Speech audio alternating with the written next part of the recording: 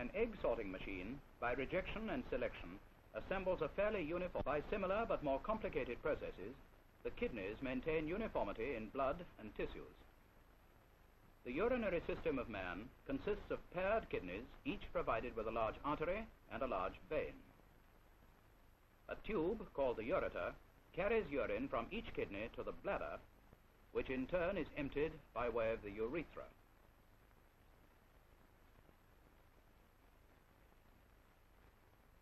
When a kidney is sliced open, we see the region containing thousands of minute collecting tubes which empty urine into a central cavity. The urine is actually formed in this outer region. The unit which forms urine is microscopic. A small artery leads to a capillary tuft. Surrounding this tuft is the closed end of a long, tortuous tubule.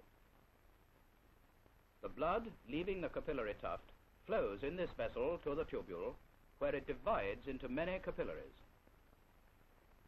which finally converge into a vein. There are about 1 million of these minute functional units in each human kidney. In this cup, the glomerulus, urine formation starts with filtration of certain blood constituents.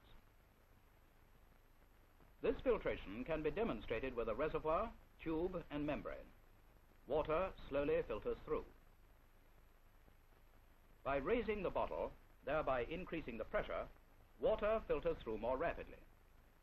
The blood pressure in the kidneys similarly forces fluid through the glomerular membrane. When we add a colored salt to the water, the salt passes through the membrane as shown by the dark filtered fluid. The membrane is permeable to this and similar small molecules. But within this liquid, there are the large molecules of a black dye which do not filter through, just as the glomerular membrane holds back large molecules like the proteins of normal blood. In somewhat the same way, this gravel-sifter lets small particles through, but holds back large ones. In living membranes, this selective process is called semi-permeability. By manipulation of extremely small pipettes under a microscope, we secure for chemical analysis a sample of the fluid from the glomerular cup.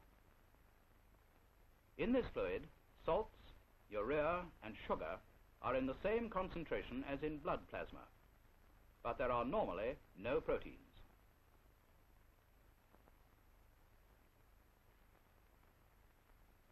We shall now take a sample at the end of the tubule. In comparing its composition with that of the glomerular filtrate, we find that all the sugar has been reabsorbed. The great concentration of salts, and especially of urea, points to a very large reabsorption of water.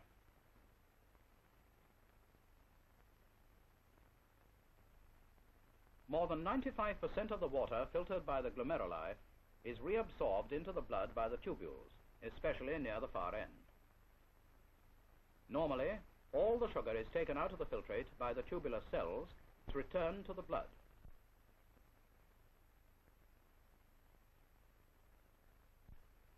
Urea and other waste products of metabolism are not reabsorbed. Hence, these are greatly concentrated in the urine. These processes, and in fact many others not shown in this simplified diagram, go on simultaneously in the healthy kidney. When we balance the urine against an equal volume of glomerular filtrate, the urine is heavier. This shows that the filtrate has been concentrated. We will study on this anesthetized animal some factors affecting urine formation. We have inserted a collecting tube into each ureter.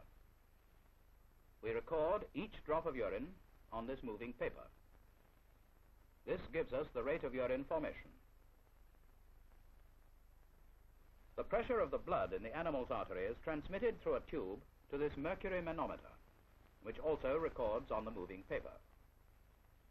This record shows normal blood pressure and normal urine flow in this animal. We have withdrawn a quart of blood from the animal. This causes a fall in the blood pressure. Note that the rate of urine formation is decreased. for with lower blood pressure, less fluid is filtered through the glomeruli. In another anesthetized animal, we inject urea, a product of protein metabolism. The urine flow is increased. The kidneys remove the excess urea, thus helping to keep the blood composition constant. This takes more water from the blood, hence more urine is produced. A living kidney, even though removed from the body, when supplied with blood, continues for some time to secrete urine in a limited way. Urine formation is essentially controlled by chemical and physical factors in the blood, acting on the living kidney cells.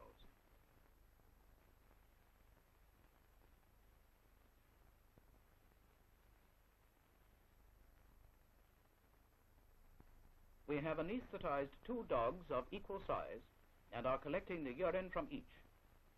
The rate of flow is the same. Into a vein of the animal on the right, we inject a sugar solution. Observing the flow of the urine out of these tubes, we see that the rate of urine formation in the experimental animal on the right is much greater than in the control animal.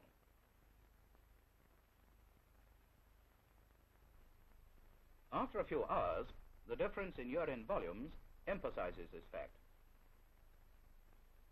We now take 2 samples, one from each beaker, and test them for sugar. The test shows sugar in the experimental dog's urine on the right, but none in that of the control animal.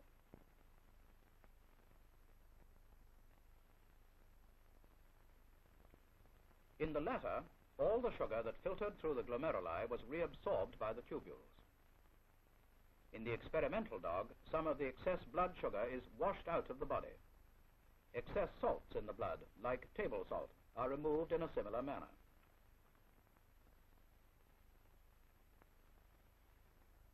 Also, by forming an alkaline urine, the kidneys of herbivorous animals help to maintain the essential neutrality of the blood, while in carnivorous animals, the acidifying effect of the diet is counterbalanced by the formation of an acid urine. The kidneys also control the amount of water in the body. On normal water intake, left, and on excess water intake, right, the same amounts of water are lost in 24 hours through the lungs and through the sweat glands, but the excess water is removed by the kidneys as dilute urine.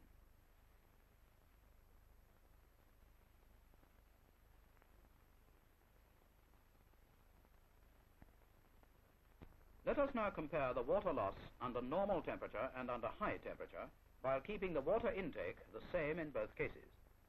A man exposed to high temperature loses much more water through the skin by sweating and correspondingly less through the kidneys. Here is another experiment performed on 2 young rats. With the experimental rat anesthetized, we shall remove 1 kidney. 2 months later, both rats are equally healthy and vigorous. The normal kidney has a margin of safety in not working to its limit. This photography shows the bladder gradually filling with urine. The muscles of the bladder and of the internal sphincter are controlled by these nerves. When the bladder is distended by urine, nerve impulses from the bladder pass to the spinal cord and brain, starting nerve impulses which relax the sphincters and cause contraction of the bladder muscles which force out the urine.